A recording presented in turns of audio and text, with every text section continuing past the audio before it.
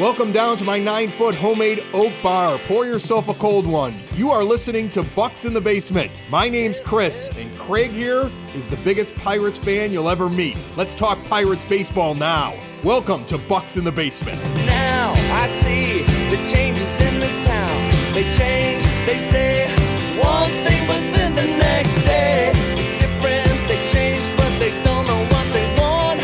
All they do is change. Going left, going right, travel day, travel night. That's where we'll go. No excuses, no goodbyes, no one cries, no one lies. We'll never know.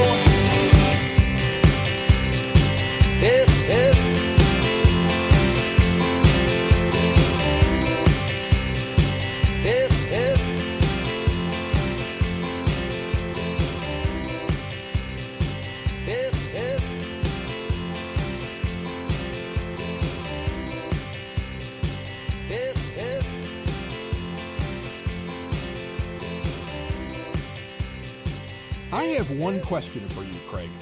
Just one simple question.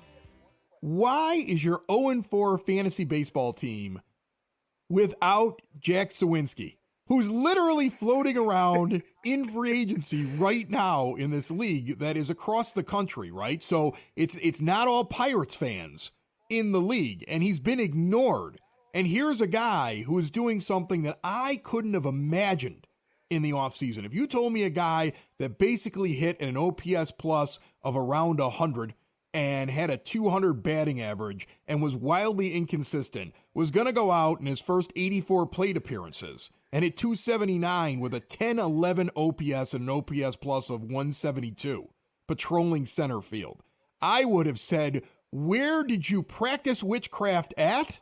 And how can I get you to do some for me? I mean, that's how I would have felt. And you still haven't put him on your team. What are you? Are you nervous? Are you afraid that if you add him, he'll start to suck? That's why I haven't added him, because I mean I should have added him probably about 2 weeks ago. The first week of the season, people were calling for his DFA. He did. Well, they were wrong. Yeah, and he didn't hit well in spring, but he was also adapting to a new hitting stance. So what witchcraft is he practicing? Whatever Andy Haynes is selling him, because Andy Haynes worked with him on this.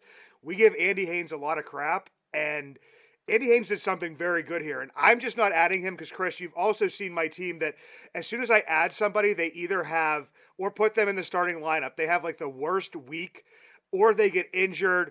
Like I have Bryce Harper, and I heard he was coming back. I didn't even put him in the lineup this week just out of fear that he would like step on to the field and like his elbow would just fall off or something. So I do not want to jinx Jack Sawinski. Well, I think the funniest thing is that years ago, here when Bucs in the Basement was in his infancy and you joined that dynasty league, I asked the question, which rebuild would end first, the Pirates or Yinsplosion, your fantasy baseball team? And I'm going to tell people listening right now, the Pirates rebuild is ending quicker than Craig's, who is perpetually one of the worst teams in the league and is full of prospects that haven't panned out yet. And meanwhile, look at the Pirates. Look at what they're doing right now. I don't know how sustainable it is for the whole year. I know that Fangraphs just put them at like 32% odds to make the playoffs, and people got really angry about it. But you have to remember, coming off of a 100-loss season, with everything pieced together the way it is, it would be almost historical to see them make the postseason. Winning the division would be something that you would just sit back and say, where the hell did that come from? On the other hand, I see such positives when looking at this team for the future, because what do they need the most? They need to be able to operate within their cheapskate owner's budget. And their general manager and their talent scouts, especially pro scouting, but also minor league scouting, has to identify players at the right time, things that they can fix. Player development has to step in, and they may not always have the marquee addition, but they will find the little additions to win If they could do that, they'd be much like the Tampa Bay Rays. And that's a drum that we have beaten on this show for the last couple of years. Well, I can look at guys like Mark Mathias being added to this team and Connor Joe being added to this team and even bringing back Kutch and then look over at Carlos Santana standing over at first base hitting 276 with a 786 OPS when a lot of people would think, does he have anything left? Can he play Major League Baseball? Jason DeLay, in his second season, getting a chance, one less plate appearance right now than Hedges, and he's hitting 390 with a 1045 OPS. I want to see more of that guy and see whether or not something has clicked with him.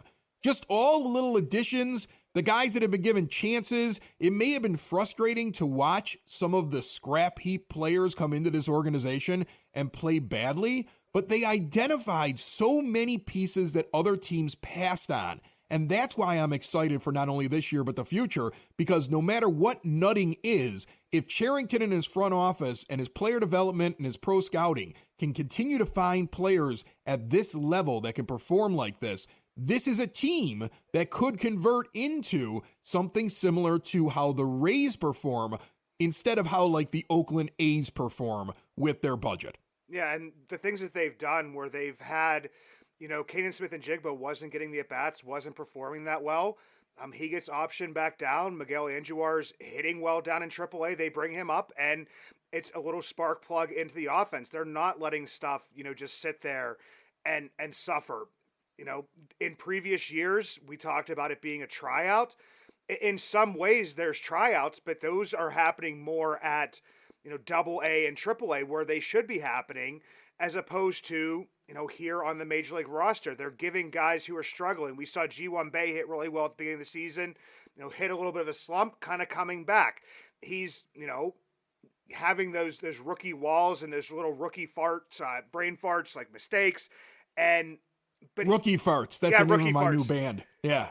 Yeah, Rookie Farts is going to be the new name. I'm going to change Ginsplosion to Rookie Farts, and maybe they'll actually win something. That's the name of my new band. Yeah. Well, but I mean, look at that. I mean, look at even the fact that you lose O'Neal Cruz and how devastating that is, right? As you're looking long term, but he'll be back one day, and Rodolfo Castro filling in well, right? I mean, Marcano. I mean, look at this guy. Look at Marcano and what he's done in his limited time coming off of the bench.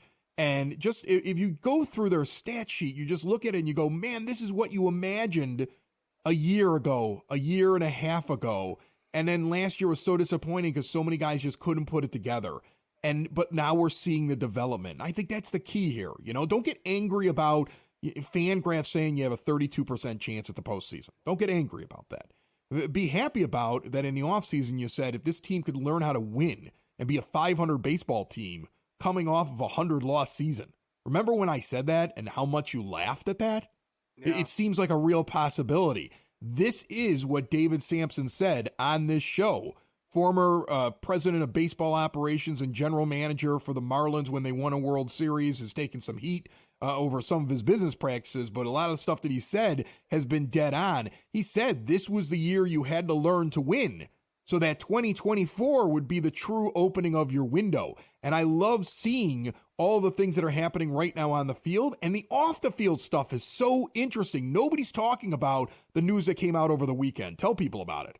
Yeah, and the news that came out was something, Chris, that we had talked about before this season. And we were talking about like development on the North Shore and how teams like, the Cubs and the Rangers and the Braves and the Padres have all like invested in the areas around their stadiums.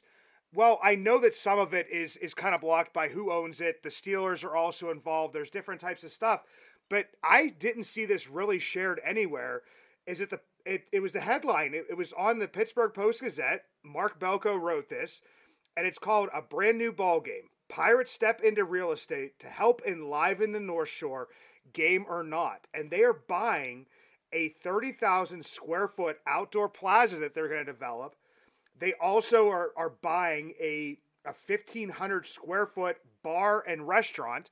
And they're going in with the Steelers to build their own parking garage. I think it's like over 400 cars, going to be called the Champions Garage. that is going to be it's owned by the Pirates and the Steelers, and this is something that we talked about them doing. That the revenue is going to have to come from somewhere, and we were kind of like fighting against these other teams that had this additional revenue. Well, here's some of that additional revenue right there. So when people complain, like, what is Travis Williams doing? Believe me, Travis Williams, he stuck his foot in his mouth, he did whatever. But I think we've also been saying, Chris, that Travis Williams was brought in here to do stuff within the community, to build up the experience of the ballpark, to probably negotiate a new TV contract or whatever it's going to be with Major League Baseball. And that's really important right now. That's really important right now. Look, you know what's great about what they're doing and those developments that you're talking about. One, you mentioned all those teams that have done the same thing. What do they have in common? They're generally successful, and if they have down years, they rebuild quickly, and they have revenue streams other than just the gate. If you read anything, I mean, go search baseball finances. Go look at the interviews that owners and those in the know have done over the last couple of years. Look at the issues going on right now with streaming and the regional sports channels in Major League Baseball. The majority of the money that teams are bringing in is coming from regional sports channels if they have them set up correctly. Some of them are failing and some of them are falling apart. Streaming is not going to be as profitable. And that's why Major League Baseball is taking its sweet time, and that's why they black you out from watching Pirates games if you get the MLB package in Pittsburgh.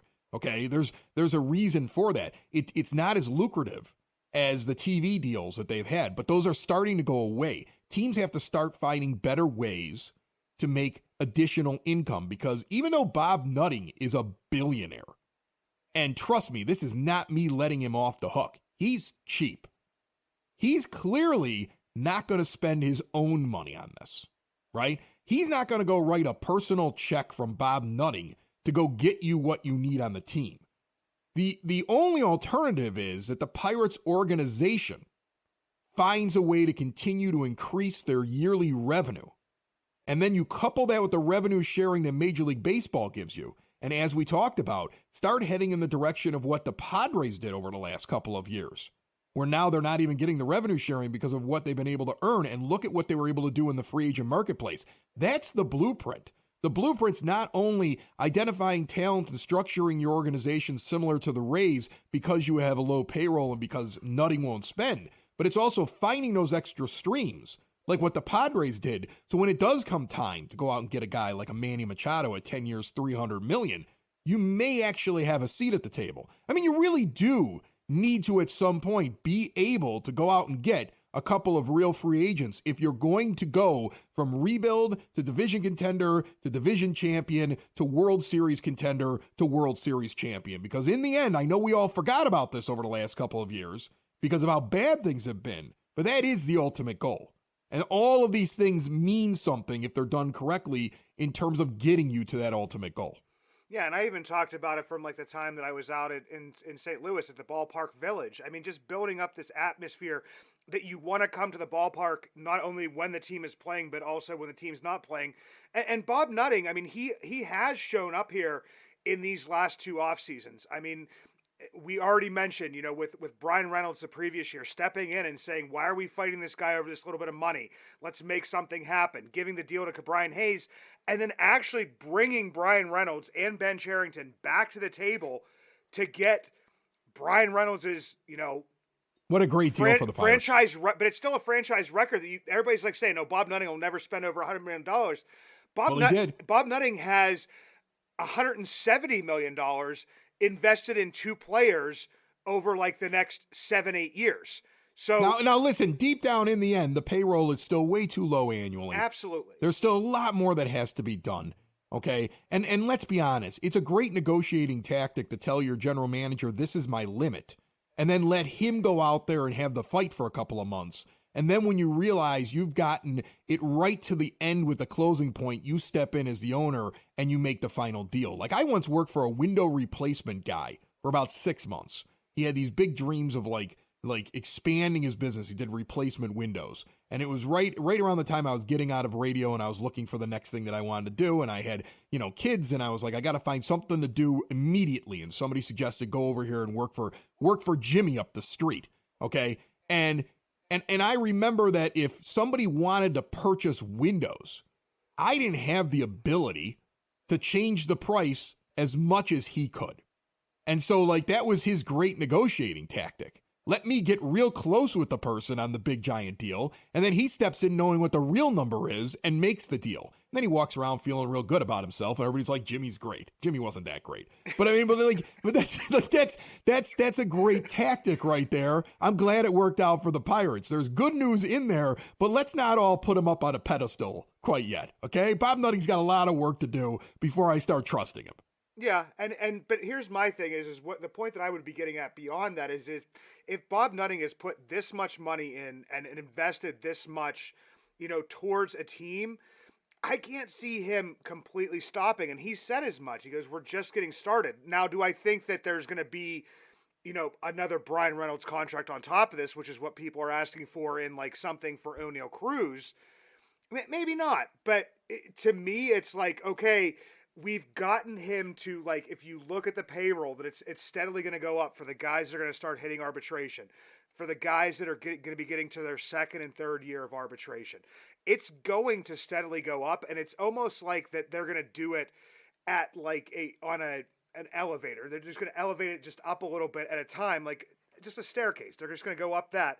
But for Bob Nutting to do that, like, especially for people like the saga of this whole thing, I have to touch on for just a second, because the amount of just like overreactions and stuff that happened throughout this was absolutely hysterical. People saying that Brian Reynolds was going to hold out, that he was going to be, a distraction in spring training, that then all of a sudden when it didn't get done by opening day, that it was never going to get done. No. I feel and like we told them all they were wrong, Craig. Let's never forget that. Remember how much we laughed at how stupid some of that stuff was. Yeah. Right? I mean, some people say that stuff for clicks. I mean, I get it. You want people to click on your blog, so you write crazy things and then you tweet it out. I understand. But I think the reasonable people, the adults in the room, understood this was probably going to go a different way. And we sat back hopeful that it would go the way that it went. And luckily it did go the way that it went. But I mean, like, this is how big boys, this is how people with a lot of money, this is how things sometimes go in negotiations, and it worked out just fine for the Pirates. And that's the thing. Look, I'm not telling you right now to believe in every single thing your front office tells you or what Bob Nutting tells you. I'm not telling you that because, again, the trust is not there completely. I will tell you this, though. I'm impressed with what Ben Cherington's front office has done to this point. I am. It doesn't mean that it really doesn't matter if they don't finish the job. If they don't finish the job, I'll have my pitchfork and my torch, and I'll hand everybody else theirs, and we'll march down there, and we'll demand heads on pikes. I understand. But right now, it's okay to sit there and say, hey, they seem to know. They seem to have a plan. They seem to know what they're doing. Let's see what happens next. I mean, look at the payroll right now. SpotTrack and also Fangraphs have the Pirates at about $75 million for this season. If you just came up to the league average, $160 million, that's what it is this year in Major League Baseball. Imagine if you went into the offseason and your team just got close to the league average, what you could add to this team right now in the offseason that would make them a legit walk out of spring training playoff contender that could walk in and, if constructed correctly, with the right pieces, be able to play playoff style baseball, could make noise in the postseason in 2024. And then ask yourself, did you even believe that was possible 6 months ago? I mean, there's no way that people could have believed it was possible. And that's why, like, we were telling people to, like, kind of calm down with them being at, like, whatever it is, 32% chance for the playoffs right now. You're going to drive yourself nuts. This would be like somebody who's, like, in the stock market and puts, like, invest. I mean, we're all invested in the Pirates. We're invested in, the team, or we wouldn't be having a podcast. You wouldn't be listening to this podcast. You wouldn't be watching all the games. You wouldn't be getting fired up on, days that they lose. I mean, they lose to the Nationals in the final game after a 3-hour rain delay, and you would have thought, the world was ending. But Well, that's the other thing. People don't seem to understand it's a 162 game schedule. And you're 8-2 over your last 10 as we sit here. And you're 20-9 for crying out loud. 20-9 out of the gate in a division that's got nothing but holes, right? St. Louis is off to a 10-19 start. Cincinnati is not even a contender. I don't expect them to be any kind of problem whatsoever. And the Cubs are just hovering above 500. Milwaukee's lingering at 18-10. You're going to have fun this summer. I'm not saying that like this is yours to lose. Like you should just start printing the playoff tickets yet. It's only the beginning of May for crying out loud. But I mean, enjoy the ride a little bit. Yeah. You know, I mean, like look ahead at just the schedule here in May. I mean, you're going to run into some tough teams. You got Tampa Bay right here, 3-game set in Tampa. They're the hottest team in baseball. You got to go play the Blue Jays then. They come to you. This could be a very difficult 6-game stretch, and you may come out of it going, oh man, we got punched in the face. And that's what happens with developing teams. The question will be, after they go through this 6-game stretch, do they then beat up on the Rockies and show the Orioles our rebuild is better than yours before going to Detroit and being bum slayers? And like that's what they have to do. You know, look, it'll be fun to see if they can hang in there with the big boys. But even if they can't hang in there with the big boys, it's now up to Derek Shelton and those that are leaders on that team and on the bench to keep this team's spirits up when they run into a bad series. Because there's no way this team does not go and play one of the best teams in baseball at some point and get their butts swept. They're young. They're new. They're going to have shortfalls. They're going to have shortcomings. They're going to have bad games, bad series. It's how do you react to it? How do you learn how to overcome adversity? And how do you build the culture for the long term? Because it's not about 2023 as much as it's about the rest of the 2020s. Yeah, and the biggest thing for me, Chris, is that, you know, the reactionary stuff. It's like, well, Johan Oviedo had, you know, 2 bad starts after completely lighting up St. Louis. And I'm like, he also pitched after a 3-hour rain delay. I don't know too many pitchers. I mean, I know Josiah Gray for the Nationals had a good game, but most teams after 3 hours sit there and say we're going to go with somebody else. Yeah. Just because of a guy, you know, getting warmed up, getting set back down. We're going to start at this time. We're going to start at that time and all that different stuff. I mean, we saw Rich Hill have one of his worst starts of the year, even after, you know, a half an hour rain delay. So, yeah, I mean, and like I said, people were saying, you know, DFA Jack Sawinski after a week of baseball, saying that Kutch was the second coming of Kutch, you know, after 2 weeks of the season. Kutch has come back down to earth a little bit, still playing extremely well. But you can't expect, you know, Brian Reynolds to hit 400 for the season. You can't expect, you know, Mitch Keller to have a great outing every single time he goes out. I mean, look back in the annals of baseball and see how many of even the best pitchers in the world, like nobody goes like 20-0. Like, so they're going to have bad games. So that's the thing is, Chris, is reminding people that this is going to be like a little bit of a roller coaster, a little bit up and down. Maybe, hopefully it's not as, you know, you're not doing any loops or anything, throwing the team all over the place. But for the most part, I mean, we've kind of already hit that with JT Brubaker being out for the season, Ono Cruz being out for 4 months. Harlan Garcia, who was our big pickup in the bullpen, still not able to hold a baseball. And the team is doing it through that. They're calling up guys from AAA and they're hitting the ground running, which is basically what we said they kind of had to do, because you're not going to get as long of a leash this year as you would have in previous years. I mean, people are already talking, you know, if Austin Hedges like continues to, would it be an Endy? Would it be a Henry? I mean, these are good conversations to have. Right. It could be more delay, for crying out loud. Yeah. I mean, the guy's only 28. He's only 28. He got limited time last year, and in limited time right now, he seems hot. I mean, like, why not? Why not just, you know, he's going to get a little bit more of a look. Why? Because he earned it. That's part of developing a team as well, right? Part of developing a team, and part of being a good team, and part of making sure that you're continuously building. And this rebuild doesn't stumble and crumble and fall apart as other rebuilds have done. You want to see a rebuild that fell apart? Look at the Chicago White Sox. What did? They ripped apart their entire team, went into a rebuild, made the postseason in 2020 because they expanded the playoffs to basically everybody made it, like it was the NBA, and then in a 60-game schedule, and they backed into it too at the end. And then in 2021, they make the postseason, and they get spanked because they just aren't built properly by the Astros in the first round. And then they just fall apart after that. And now they're one of the worst teams in baseball. That's a rebuild that went wrong. So accountability is probably a big problem over there. It seems to be. And that's one of the things that they've been asking in the Chicago press of the people that are in charge, because they're calling for heads on pikes over there and for the entire front office and player development to just be cleaned out in Chicago because they completely screwed this up. What the Pirates front office has to do to avoid that, and what their management and their staff and the coaches and everybody has to do, is continue to have accountability. If somebody's performing well enough, they should be playing. If somebody is failing and falling apart, they don't play as much. It shouldn't matter where you are on a prospect list or where you were drafted. The best guys should play. The best teammates should be part of the team. And that's how you build. You can go get as many pieces as you possibly want to. But if a guy who's drafted in the 7th round happens to be better than the guy that was your first round and top of your prospect list, then the guy in the 7th round is really the player.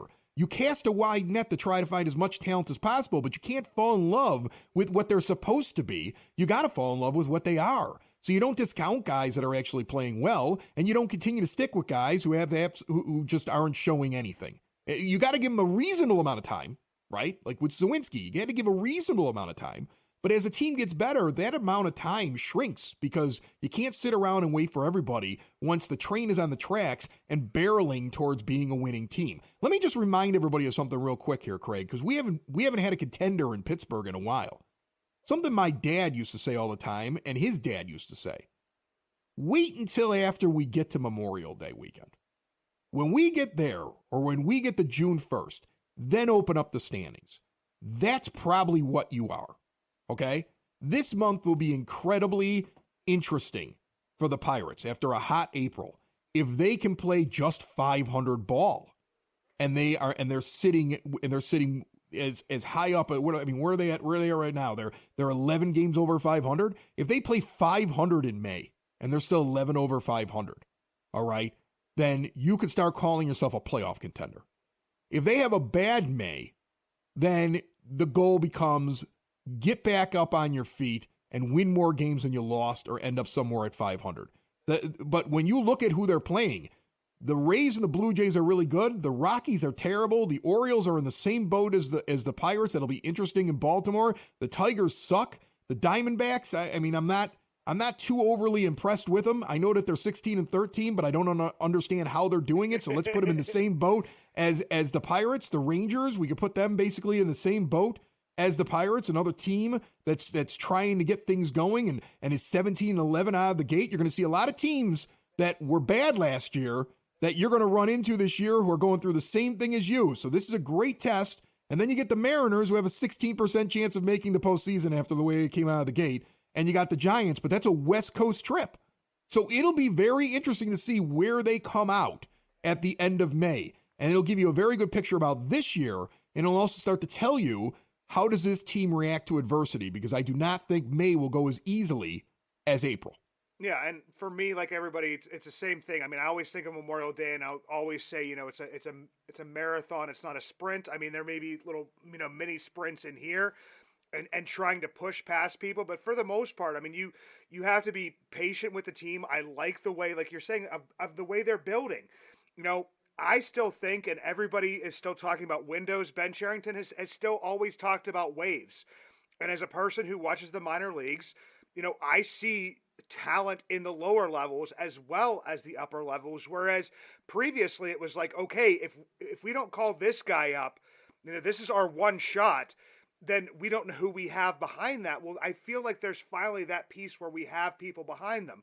I still feel like this thing that we talked about, and I'll bring it back up again, is to expanding the revenue stream. I feel like that they're building this in the right way, and this isn't like some, quick, light switch flips and then all of a sudden everything goes away. I mean, like I said, you have Brian Hayes for, 6-7 more years if you want him. You have Brian Reynolds for 8-9 more years if you want him. So, I mean, that to me already signifies that, things are different, in that you're playing a little bit of a long game here to be good for more than just this year. Yes, you want to start building this year, but man, this is about 2024, 2025, 2026, and towards the end, of the 2020s.